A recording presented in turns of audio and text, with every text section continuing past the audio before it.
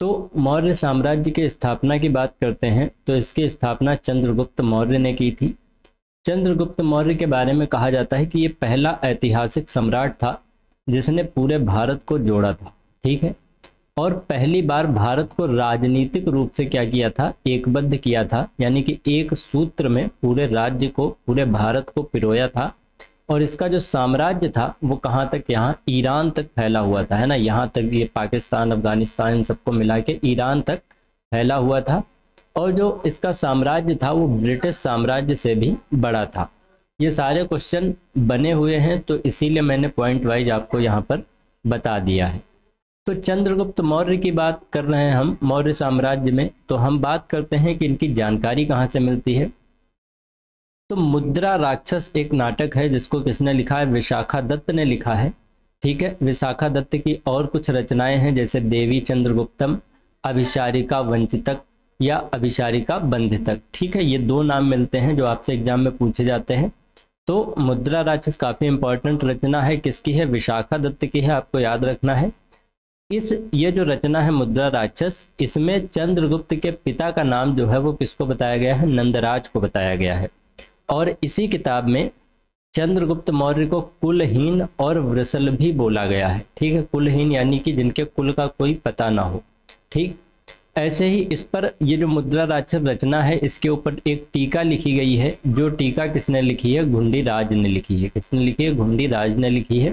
तो ये सारी चीजें, ये सारे पॉइंट आपको याद रखने हैं। इसके बाद हम आगे बात करते हैं। तो यहाँ पर क्या है, कुछ रचनाएं हैं जो चंद्रगुप्त से रिलेटेड हैं। जैसे एक क्षेमेंद्र की रचना है जिसका नाम है बृहत कथा मंजरी, ठीक है, जिसका नाम क्या है, बृहत कथा मंजरी। यहाँ पर और दूसरी सोमदेव की पुस्तक है जिसका नाम है कथा सरित सागर।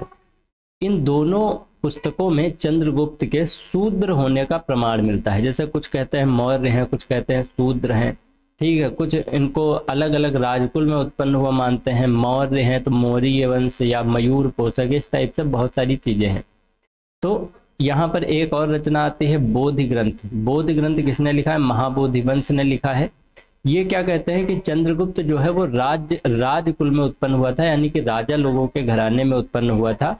और ये जो जिस नगर में उत्पन्न हुआ था इसका नाम मौर्य था, इसलिए इसको मौर्य कहा गया, है ना। तो ये इनका एक कहना है, किसका, महाबोधि वंश का, जिन्होंने कौन सा ग्रंथ लिखा है, बोधि ग्रंथ लिखा है, ठीक है। ये सारी रचनाएं आपको याद रखनी है। जैसे क्षेमेंद्र की क्या है, बृहत कथा मंजरी, सोमदेव की क्या है, कथा सरित सागर।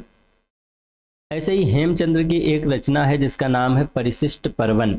इसमें क्या होता है, इसमें यह बताया गया है कि चंद्रगुप्त जो है मयूर पोषकों के गांव की मुखिया की पुत्री का पुत्र था, है ना। कौन से गांव के, मयूर पोषकों के गांव के जो मुखिया थे उनकी जो बेटी थी उनका लड़का था ये, ठीक है। तो ये अलग अलग चीजें पता चलती हैं चंद्रगुप्त के वंश से लेकर, इसीलिए इसको कुछ जगह क्या बोला गया है, कुलहीन कहा गया है या वृषल कहा गया है।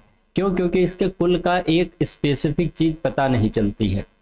इसके बाद हम आते हैं तो विलियम जोन्स के बारे में आपको ध्यान रखना है। इन्होंने चंद्रगुप्त को सैंड्रोकोटस के नाम से वर्णित किया है, ठीक है। ये सीधा सीधा क्वेश्चन बनता है कि सैंड्रोकोटस किसको कहा गया है, तो आपको पता होना चाहिए कि सैंड्रोकोटस जो है वो चंद्रगुप्त को कहा गया है।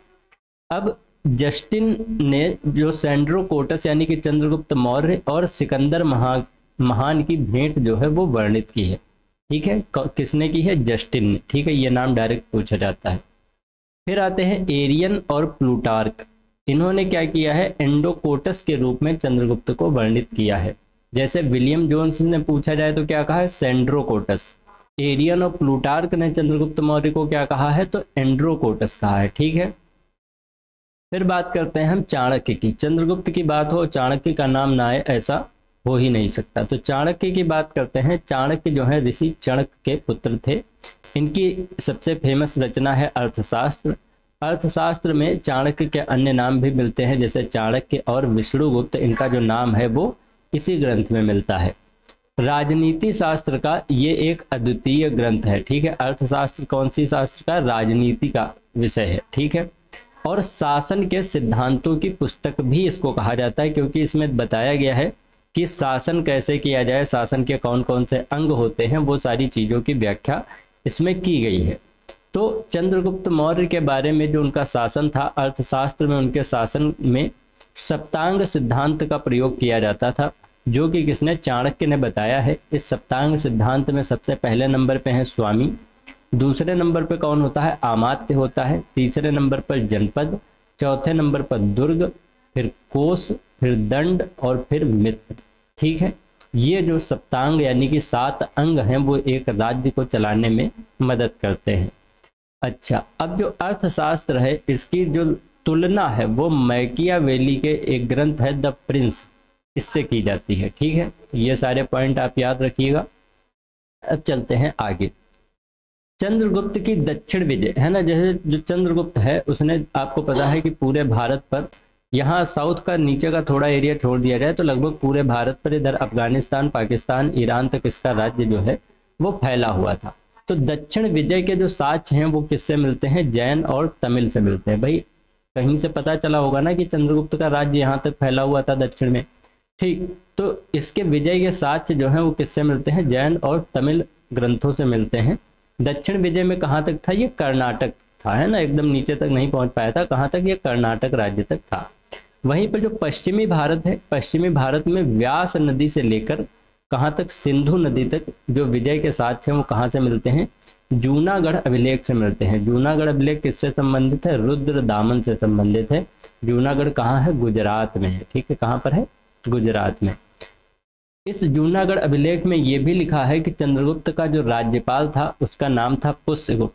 ठीक है, और पुष्यगुप्त ने सिंचाई व्यवस्था के लिए एक झील का निर्माण कराया था वहीं पर, जिसका नाम था सुदर्शन झील। एग्जाम में कई बार पूछा जाता है कि सुदर्शन झील का निर्माण किसने कराया था, तो पुष्यगुप्त ने कराया था। ठीक है, सुदर्शन झील है कहाँ पर, तो सौराष्ट्र गुजरात में है। गुजरात में ही जूनागढ़ अभिलेख मिला है, वहीं से हमको ये जानकारी मिली है। अब चलते हैं कि चंद्रगुप्त मौर्य के समय में साम्राज्य क्या था। तो इधर नॉर्थ साइड में जो हिंदू कुश पर्वत है वहां से लेकर इधर बंगाल की खाड़ी तक और नीचे कर्नाटक तक। ठीक है, यहाँ पर क्या था, चंद्रगुप्त का पूरा जो साम्राज्य है, और इधर आपको पता है ईरान तक, है ना। तो चारों तरफ से ये इतना पूरा साम्राज्य जो है वो चंद्रगुप्त का फैला हुआ था। सौराष्ट्र और अवंती पर भी चंद्रगुप्त का शासन था। ठीक है, जो इधर गुजरात का एरिया पड़ता है यहाँ पे सौराष्ट्र पड़ता है, तो यहाँ पर भी चंद्रगुप्त का शासन था। सिकंदर के साम्राज्य के जो पूर्वी भाग था, सिकंदर जो है जैसे ये भारत है ना, तो सिकंदर इधर का एरिया कवर करता था, तो इसका जो पूर्वी भाग यानी कि इधर का जो एरिया था उसका शासक जो था वो सेल्यूकस था। ठीक है, कौन था, शासक जो था सेल्यूकस था, जो कि सिकंदर के अंडर में काम करता था। ठीक, तो सिंध और अफगान के एरिया में शासन कौन करता था, सेल्यूकस, जिसको चंद्रगुप्त मौर्य ने 305 बीसी में क्या किया था, हराया था। ठीक है, कब चंद्रगुप्त ने इनको हराया, 305 बीसी में इनको हराया था। अब चलते हैं आगे। ठीक है, ये हर एक पॉइंट एग्जाम के पॉइंट ऑफ व्यू से बहुत इंपॉर्टेंट है। आप इसको रिवाइज करिए, 2 बार 3 बार लगाइए इस वीडियो को या नोट्स बनाइए, लेकिन ये चीज़ें आपको याद होनी चाहिए। आगे चलते हैं। आगे अब चंद्रगुप्त के बाद जो अगले राजा होते हैं वो होते हैं बिंदुसार। बिंदुसार जो है यूनानियों ने इनको क्या कहा है, अमित्रोकेडीज कहा है। क्या कहा है, अमित्रोकेडीज। इसका अर्थ होता है, संस्कृत में इसका अर्थ है अमित्रघात, यानी कि शत्रुओं का नाश करने वाला। ठीक है, बिंदुसार के बारे में जानकारी हमें जैन ग्रंथ से मिलती है, जो कि किसने, सिंघसेन ने बताया है कि जैन ग्रंथ के अंदर जो बिंदुसार की माता है उनका नाम दुर्धरा है। अगर आपने सीरियल देखा होगा तो चाणक्य और चंद्रगुप्त, है ना, ये 2 लोग होते हैं, और उसमें जो चंद्रगुप्त की लवर है उनको जो दिखाया गया उनका नाम क्या है, दुर्धरा है। ठीक है, वो जो पुराना वाला सीरियल था। ठीक, तो ऐसा माना जाता है, सिंघसेन ने ऐसा माना है कि जो जैन ग्रंथ है उसमें ऐसा है कि दुर्धरा जो है वो बिंदुसार की माता थी, यानी कि चंद्रगुप्त की पत्नी थी। अच्छा, अब अगला आता है दिव्यावदान। जो है बिंदुसार के समय तक्षशिला में विद्रोह हुआ था, जिसको शांत करने के लिए अशोक को भेजा गया था। ठीक है, ये कौन से ग्रंथ में मिलता है, दिव्यावदान में मिलता है। ऐसे ही स्ट्रेबो जो है उन्होंने बताया है कि इजिप्ट के राजा एंटियोकस, ठीक है, इन्होंने डाइमेकस नाम का राजदूत जो है वो बिंदुसार के दरबार में भेजा था। ठीक है, तो राजा का नाम क्या था, एंटियोकस।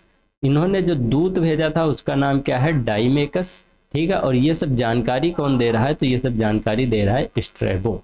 ठीक, और ये आया किसके स्थान पर था, तो तुमको पता है कि चंद्रगुप्त के दरबार में कौन था, मेगस्थनीस था। ठीक है, कौन था, मेगस्थनीस था। और जब ये गया तो इनके जगह पे कौन आया, तो वो कौन आया, डाइमेकस आया। ठीक है, इसके बाद इसके अलावा अगर हम बात करें तो प्लिनी होता है। प्लिनी क्या कहते हैं, कहते हैं कि इजिप्ट के जो राजा थे, इजिप्ट जो आज का मिस्र है, ठीक है, उनका नाम था टालमी द्वितीय। उन्होंने डायनोसिस नाम का राजपूत एक बिंदुसार के दरबार में भेजा था। ठीक है, तो एक था राजदूत डाइमेकस और दूसरा था डायनोसिस। डाइमेकस जो है वो एंटियोकस ने भेजा था और जो डायनोसिस है वो टालमी द्वितीय ने भेजा था। ठीक है, तो बिंदुसार के दरबार में दो राजदूतों के नाम आपको याद रखने हैं, डाइमेकस और डायनोसिस। आगे चलते हैं। बिंदुसार ने सीरिया के राजा एंटियोकस द्वितीय, ठीक है, सीरिया के राजा कौन थे, एंटियोकस द्वितीय से 3 चीजें मांगी थी। कितनी चीजें, 3 चीजें। कौन कौन सी, सूखी अंजीर मांगी थी, मीठी शराब और दार्शनिक कुछ मांगे थे। तो जो एंटियोकस थे इन्होंने सूखी अंजीर दी थी, मीठी शराब दी थी, लेकिन दार्शनिकों को इन्होंने नहीं भेजा था, बाकी दोनों चीजें इन्होंने प्रोवाइड करा दी थी। ठीक है, तो ये सारी जानकारी हमको मिलती है। फिर कुछ बौद्ध साक्ष्य भी हैं, है ना, तो उनसे हमें क्या पता चलता है कि अशोक अपने पिता के शासनकाल में, यानी कि जब बिंदुसार का शासन था इधर, ठीक है, जब बिंदुसार का शासन था उसी समय जो अशोक था, अशोक इसका बेटा था। ठीक है, अशोक क्या था, बिंदुसार का बेटा था। और इनके शासनकाल में ही अशोक जो है वो अवंती का उपराजा या वायसराय बन चुका था। ठीक है, अशोक ने धम्म भी चलाया था। धम्म का मतलब एक अपना अलग धर्म चलाया था जिसके 3 आयाम थे। कौन कौन से, सहिष्णुता, उदारता और करुणा, ये तीनों पूछे जाते हैं। ठीक है, तो आपको पूरा याद रखना है, सहिष्णुता, उदारता और करुणा, इसके क्या थे, 3 आयाम थे। अशोक ने असम और सुदूर दक्षिण को छोड़कर, है ना, जैसे ये अपना भारत है तो यहाँ पर ये असम का एरिया छोड़ दो और जो दूर वाला दक्षिण का एरिया है ये छोड़ दो, बाकी अशोक का साम्राज्य जो है वो पूरे भारत में था। 273 बीसी में ये राजा बना और राज्याभिषेक के 4 साल बाद, मतलब इसका जो राज्याभिषेक है वो 4 साल बाद हुआ था, है ना। इसके समय पर ही तृतीय बौद्ध संगति हुई थी, जो कि कहाँ पर हुई थी, पाटलिपुत्र में हुई थी। और इसकी जो अध्यक्षता है वो किसने करी थी, तो मोगलीपुत्र या मोगलीपुत्र तिस्स ने करी थी। किसने करी थी, मोगलीपुत्र तिस्स ने। अशोक जो है आपको पता है देवनाम प्रियदर्शी की उपाधि धारण करता था, जिसका अर्थ होता है देवताओं का प्रिय। ये उपाधि जो है राजा दशरथ भी धारण करते थे। राजा दशरथ आपको पता है भगवान राम के जो पिता थे, वो भी ये उपाधि धारण करते थे, जिसका नाम है देवनाम प्रियदर्शी। यही उपाधि कौन, अशोक भी धारण करता था। इसके बाद आगे चलते हैं। तो अशोक जो है, ठीक है, अशोक किसका मानने वाला था, तो बौद्ध धर्म को मानने वाला था। इसकी शिक्षा जो है किससे मिली थी, निग्रोध से मिली थी। किससे मिली थी, निग्रोध से।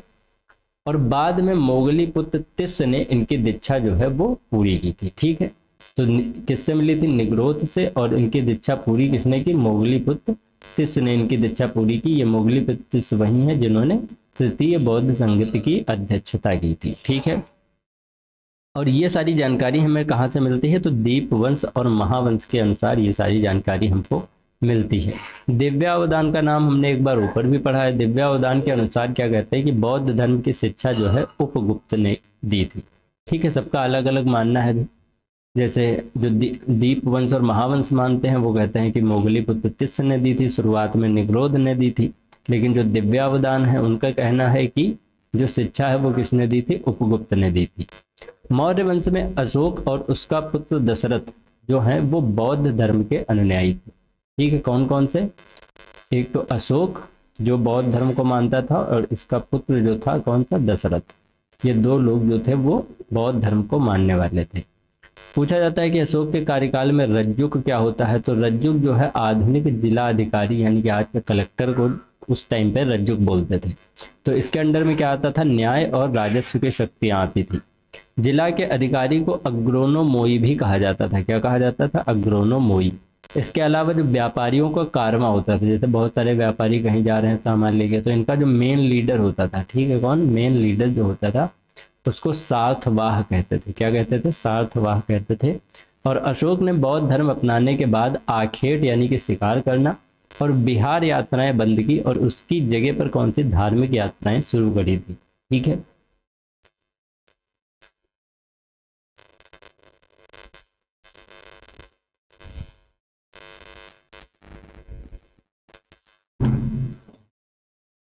इसके अलावा अशोक के बारे में क्या जानकारी मिलती है कि अशोक राजा बनने के 10वें वर्ष कहाँ गया था, बोध गया, और 20वें वर्ष जो है कहाँ गया था, रुमनदेई गया था, जहाँ पर उसने क्या की थी, पूजा की थी। जैसे एक किताब है अशोक द बौद्ध एम्परर ऑफ इंडिया, ठीक है, किसने लिखी है, स्मिथ ने ये किताब लिखी है।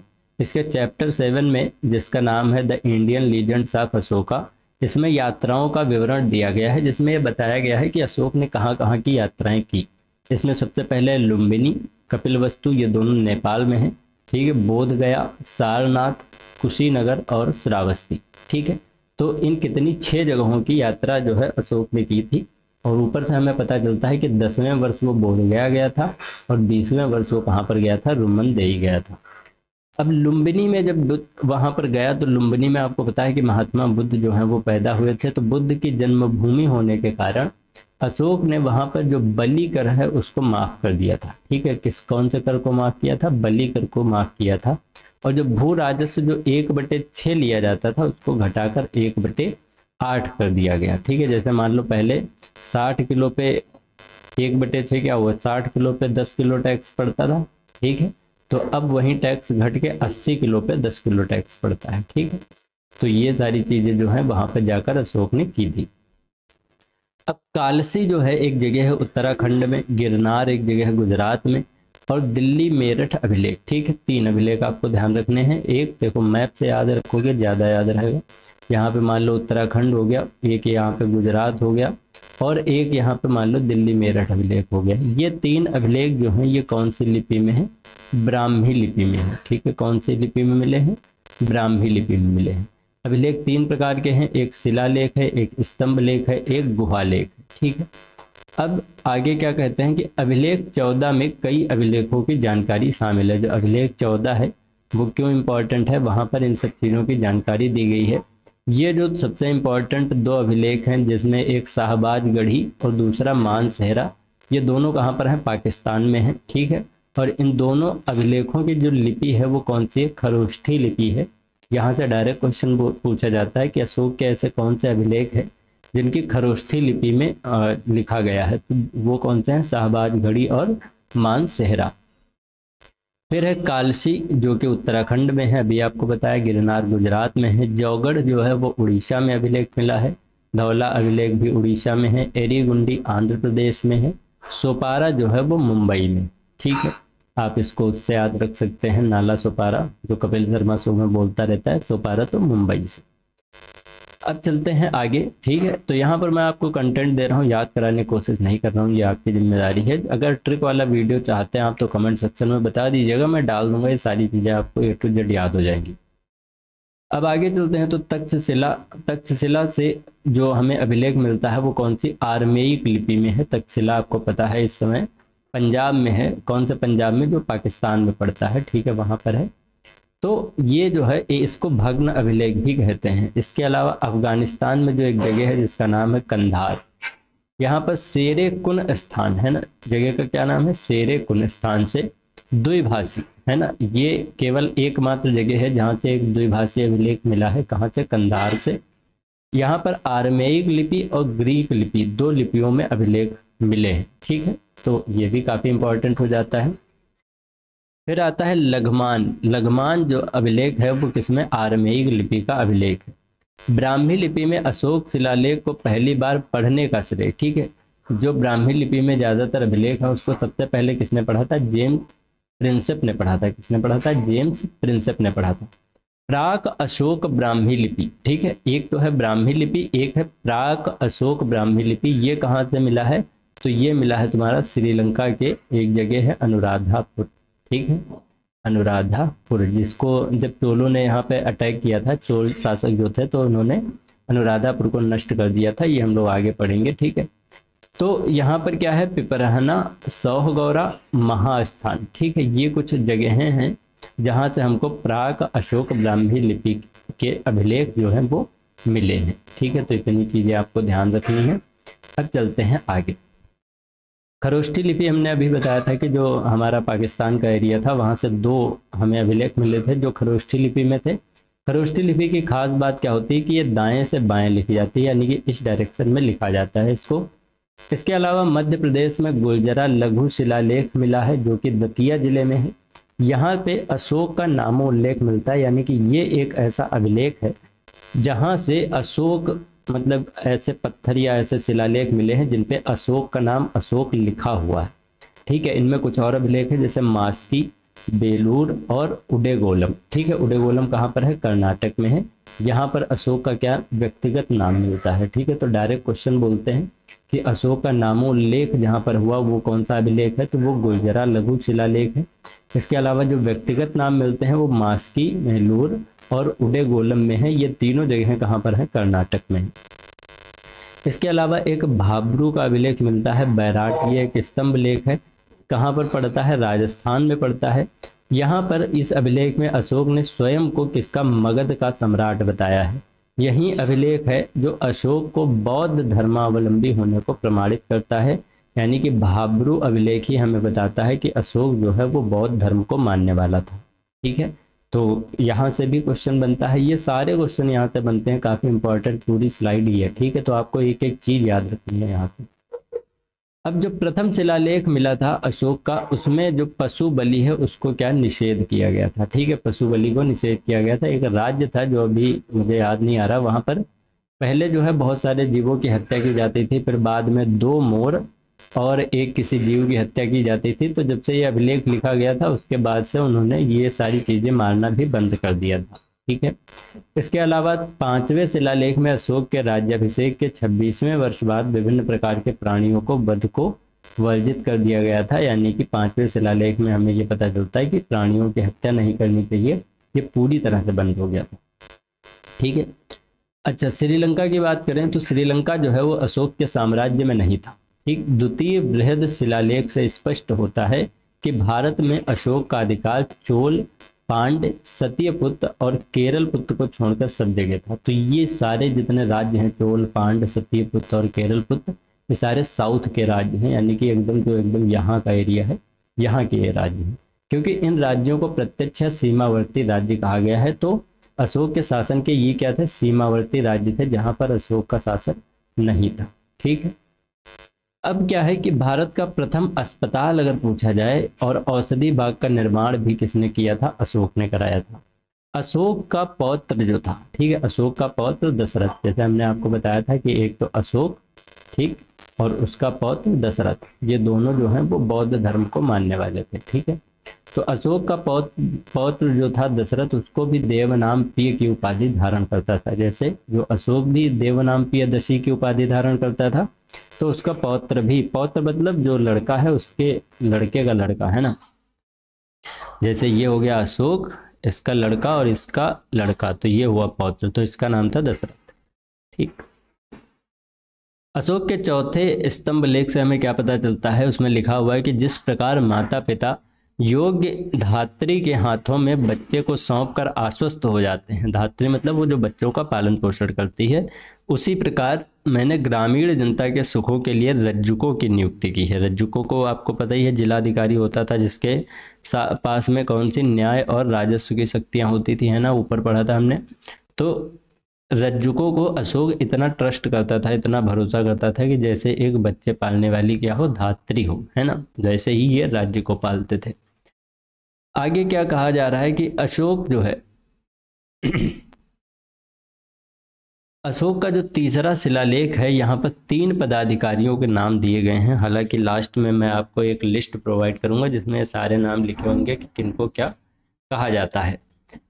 तो इसमें जो पहला नाम होता है युक्त, युक्त किसको कहा जाता है? ये जिले लेवल पे जो अधिकारी होते थे, जो राजस्व को वसूल करते थे, उनको युक्त कहते थे। रज्जुक आपको पता ही है, ये केवल राजस्व विभाग का कार्य नहीं करते थे, किंतु बाद में इन्हें न्यायिक अधिकार, मतलब पहले इनके अंडर में केवल राजस्व था, बाद में न्याय भी दे दिया गया। इसके अलावा तीसरे कौन थे? प्रादेशिक थे। प्रादेशिक जो होता था मंडल का प्रधान अधिकारी होता था। ठीक है, न्याय का कार्य भी इसको करना पड़ता था। फिर अब अशोक के जीवन की सबसे इम्पोर्टेंट घटना कौन सी है? कलिंग युद्ध। तो सबसे इम्पोर्टेंट क्वेश्चन कौन सी, कहाँ से जानकारी कहाँ से मिलती है हमें इसकी? तो 13वें शिलालेख से हमें इसकी जानकारी मिलती है। राज्याभिषेक के 8 साल बाद 261 BC में कलिंग युद्ध हुआ था।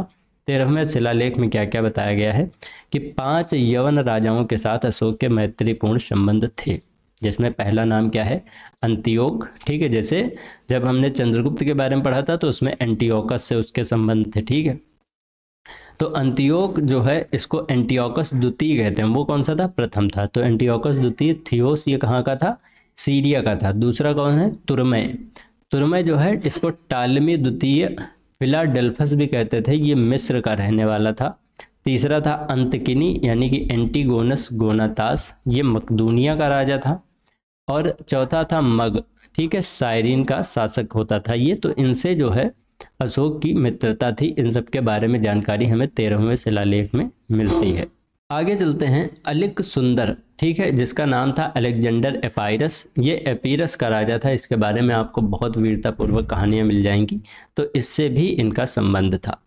अब कुछ बात कर लेते हैं आगे कौन सी जानकारी हमें क्या मिलती है, कहाँ से मिलती है। तो यूपी के गोरखपुर में एक जगह है जहाँ से सोह गौरा ताम्रपत्र अभिलेख मिला है। इसके अलावा बांग्लादेश में एक जगह है जिसका नाम है बोगुरा, यहाँ से महास्थान अभिलेख मिला है। ये दोनों अभिलेख जो है प्राकृत भाषा और ब्राह्मी लिपि में लिखे गए हैं। ये दोनों अभिलेखों का इम्पोर्टेंस क्या है कि अकाल के समय जितने भी राहत कार्य किए गए उनसे संबंधित जितनी भी जानकारी मिलती है वो इन्हीं दोनों में मिलती है। कहाँ कहाँ पर हैं? एक तो अभिलेख हमारा यूपी में है और दूसरा कहाँ पर है? बांग्लादेश में मिलता है। ठीक है, तो ये दोनों चीज़ें आपको ध्यान रखनी है। इसके अलावा अकाल की जानकारी, जैसे अकाल में कौन कौन से राहत कार्य किए गए वो तो यहाँ से जानकारी मिलती है। अब अकाल आया था इसकी जानकारी कहाँ से मिलती है? तो ये जैन ग्रंथों से मिलती है। ठीक है, और इसके अलावा कुछ जानकारियां हैं, जैसे कि 2 अदालतें हुआ करती थी उस टाइम पे, जिसको एक को हम क्या बोलते थे? धर्म स्थीय बोलते थे, और दूसरी को कटक शोधन बोलते थे। ठीक है, तो कटक शोधन जो होती थी वो फौजदारी अदालत थी, मतलब जिसमें खून कत्ल इस टाइप के मुकदमे जाते थे, और धर्म स्थीय दीवानी वाली होती थी जिसमें रुपए पैसे वाली चीज़ें जाती थी। इसके अलावा जो गुप्तचर थे उस समय इनको क्या कहा जाता था? गूढ़ पुरुष कहा जाता था। ठीक है, गुप्तचर को क्या बोला जाता था? गूढ़ पुरुष बोला जाता था। अब चाणक्य की एक बार फिर से बात कर लेते हैं। इन्होंने अर्थशास्त्र लिखा था, इन्होंने गुप्तचर भी थे। ठीक है, इन्होंने नंबर 1 पर संस्था थी, जो गुप्तचर एक स्थान पर रहते थे। संस्था मतलब कि जैसे गुप्तचर का नाम हो गया है ना, एक ऐसे स्पेशल टाइप के गुप्तचर जो एक ही जगह पर रहते हैं उनको क्या कहेंगे? संस्था। और दूसरा नाम हो गया संचरा। संचरा यानी कि ऐसे गुप्तचर जो जगह जगह पर घूमते रहते हैं उनको क्या बोलेंगे? संचरा। ये जानकारी हमें कहाँ से मिलती है? चाणक्य के अर्थशास्त्र से मिलती है। इसके अलावा आपको पता है मेगस्थनीज की एक बहुत इंपॉर्टेंट किताब है जिसका नाम है इंडिका। ठीक है, इसमें बहुत सारी जानकारी मिलती है। तो इसमें पाटलिपुत्र का प्रशासन जो है समितियों के 30 सदस्यों के द्वारा होता था। ये इंडिका में सारी जानकारी दी गई है कि जो पाटलिपुत्र का प्रशासन है वो 30 लोगों के द्वारा किया जाता था। तो इन 30 लोगों में टोटल 6 समितियां थी, तो 6 पंचे 30, यानी कि हर समिति में कितने? 5-5 मेंबर हुए, तो हर एक में कितने? 5 सदस्य हुए। जो तीसरी समिति थी उसका काम था जनगणना करना। छठी समिति जो थी उसका काम था बिक्री कर वसूल करना। बिक्री कर जो है विक्रय मूल्य का 1/10वां भाग लिया जाता था। इसके अलावा ये आपको ध्यान रखना है कि अगर करों की चोरी करता था कोई तो उसको सीधे मृत्यु दंड दिया जाता था। क्या दिया जाता था? मृत्यु दंड दिया जाता था। ठीक है, नगर के पदाधिकारी, जो नगर लेवल पे पदाधिकारी होते थे उनको एस्टिनोमोई कहा जाता था। क्या कहा जाता था? एस्टिनोमोई। मेगस्थनीज जो है सेल्यूकस निकेटर द्वारा चंद्रगुप्त के दरबार में भेजा गया क्या था? एक राजदूत था। मेगस्थनीज ने भारतीय समाज को कितने? 7 भागों में विभाजित किया है। नंबर 1 पे दार्शनिक यानी कि जो दर्शन की बातें करते थे। दूसरे पे कृषक, पशुपालक, शिल्पकार, योद्धा, निरीक्षक और मंत्री और उपदेशक। ठीक है, तो इस तरह से समाज में 7 प्रकार के लोग रहते थे। नगरीय प्रशासन जो है वो नगर पालिका के द्वारा होता था, जिसके प्रमुख को क्या बोलते थे? नागरक बोलते थे। ठीक है, ये काफी इंपॉर्टेंट है, कई बार पूछा गया है। समाज जो था उस समय जातियों में विभाजित था, ठीक है। समाज जो था वो जातियों में विभाजित था और जाति प्रथा इतनी थी कि दूसरी जाति में लोग शादी नहीं करते थे और अन्य व्यवसाय करने का भी अधिकार नहीं था। यानी कि अगर कोई शूद्र है तो बनिए का काम, बनिया तो खैर वही हो जाएंगे, मान लीजिए कोई ब्राह्मण का काम नहीं कर सकते हैं, ठीक। तो ये सारी चीज़ें उस समय पे थी। समाज में दास प्रथा प्रचलित होने का उल्लेख नहीं मिलता है यहाँ पर, ठीक है। ये सारी जानकारियाँ हमें कहाँ से मिल रही, मेगास्थनीज से मिल रही हैं। इसके अलावा विंसेंट आर्थर स्मिथ, इन्होंने बताया है कि हिंदू कुश पर्वत जो था भारत की वैज्ञानिक सीमा था। इसका कहने का मतलब क्या है कि जो ज़्यादातर राज्य थे वो हिंदू कुश सीमा के पार नहीं गए, सारे भारतीय राज्य इधर ही थे, ठीक। अब अशोक के शिलालेख के अनुसार जो राज्य है उसमें 5 प्रांत थे, ठीक है। तो 5 प्रांत ये पूरा भारत मान लीजिए। तो एक हो गया दक्षिणापथ, ठीक है। दक्षिणापथ में कौन सी जगह हो गई, सुवर्णगिरी। पूर्वी पथ उसमें पाटलिपुत्र हो गया, इधर का एरिया, ठीक है, ये दक्षिणापथ हो गया। उत्तरापथ में आपको पता है तक्षशिला, ये पाकिस्तान अफगानिस्तान का पूरा एरिया। कलिंग का ये तोसला हो गया और अवंती रठ उज्जैनी का ये पूरा एरिया हो गया। तो इस तरह से पूरा शासन जो है वो बटा हुआ था। राजस्व के 2 स्रोत हुआ करते थे उस टाइम पे, ठीक है। पूछा जाता है राजस्व के कौन कौन से स्रोत होते थे। तो एक तो बलि कर होता था, जो आपको पता है जब ये वहाँ पर गए थे बुद्ध की जन्मभूमि पर, वहाँ पर अशोक ने बलि कर को माफ़ कर दिया था, तो ये भी राजस्व का एक भाग होता था। दूसरा बोलते थे भाग। भाग मतलब उपज पे जो टैक्स लिया जा रहा है उसको भाग बोल देते थे, ठीक है। तो 2 जगह से पैसा आता था, एक बलि से और एक भाग से। तो जो राजस्व इकट्ठा करता था उसको क्या बोलते थे, उसको बोलते थे समाहर्ता, ठीक है। जो सीमाओं की रक्षा करता था उसको अंतपाल बोलते थे। जो कमिश्नरियों का प्रशासक था उसको क्या बोलते थे, प्रदेष्टा बोलते थे। अच्छा, और समाज में कुछ नियम थे उनके बारे में भी जानकारी मिलती है। जैसे पति द्वारा परित्यक्त यानी कि त्यागी गई स्त्री, ठीक है। कौन सी, त्यागी गई स्त्री जो है वो विवाह विच्छेद कर सकती थी। मान लो किसी के पति ने त्याग दिया तो वो विवाह से अलग हो सकती थी। तलाक व्यवस्था थी मौर्य काल में, और यदि पति अधिक समय के लिए बाहर है या शारीरिक रोगी है तो महिलाएं उसको क्या करती थी, छोड़ सकती थी। यदि महिला व्यभिचारी है यानी कि कुछ गलत काम में है तो पति भी उसे क्या कर सकता था, छोड़ सकता था। इसके अलावा जो सारनाथ का स्तूप है वहाँ से हमें क्या क्या जानकारी मिलती है। पहली चीज़ कि इसको अशोक ने बनवाया था। इस पर 4 सिंह बने हुए हैं जो किसके, शक्ति के प्रतीक हैं, और भारत सरकार ने इसे राष्ट्रीय चिन्ह के रूप में शामिल किया है। तो सारनाथ का स्तूप भी काफ़ी इम्पोर्टेंट है। अब आगे हम बात करते हैं। तो मौर्यकालीन सभी स्तंभ जो हैं वो चुनार के बलुआ पत्थर से निर्मित हैं, ठीक है। ये काफ़ी इम्पोर्टेंट है। जितने भी स्तंभ मिले हैं वो सब किससे, चुनार के बलुआ पत्थर से निर्मित हैं। विदेशियों को मनु द्वारा व्रात छत्री कहा गया है, ठीक है। विदेशी जो थे, जैसे जब अशोक और इन सब का शासन था अशोक का, तो जो विदेशी थे तुमको बताया कि वो लोग हार गए थे तो उनको छत्री बोला जाता था, लेकिन व्रात छत्री यानी कि ऐसे छत्री जो हारे हुए हैं, ठीक है। अब सांची स्तूप से और हमें क्या जानकारी मिलती है। तो सांची स्तूप कहाँ पर है, मध्य प्रदेश के रायसेना जिले में है। स्थापत्य कला की दृष्टि से देखा जाए तो सर्वश्रेष्ठ स्तूप है, ठीक है। कई बार क्वेश्चन पूछा जाता है कि स्थापत्य कला की दृष्टि से सर्वश्रेष्ठ स्तूप कौन सा है, तो वो हमारा कौन सा है, सांची स्तूप है। सांची स्तूप का निर्माण किसने, अशोक ने करवाया था, और इसकी खोज हेनरी टेलर ने की थी। इसके अलावा बात करते हैं अमरावती स्तूप की। तो अमरावती स्तूप आंध्र प्रदेश में है। कौन से जिले में, पलनाडु जिले में। कर्नल कॉलिन मैकेंजी ने इसको खोजा था 1977 ईस्वी में। ये कृष्णा नदी के किनारे बना हुआ स्तूप है। इसके अलावा तीसरे अगर स्तूप की बात करें तो तीसरा स्तूप कौन सा है, तो वो है भरहुत का स्तूप, जो कि कहाँ पर है, मध्य प्रदेश में है, ठीक है। तो मध्य प्रदेश में आपको यहाँ पर कितनी चीज़ें देखने को मिली, 2 मिली, एक सांची और एक भरहुत, ठीक है। कौन से जिले में है, सतना जिले में है। इसकी खोज जो है किसने की, अलेक्जेंडर कनिंघम ने की थी। अगला जो स्तूप है धमेख स्तूप, ये कहाँ पर मिलता है, सारनाथ में मिलता है।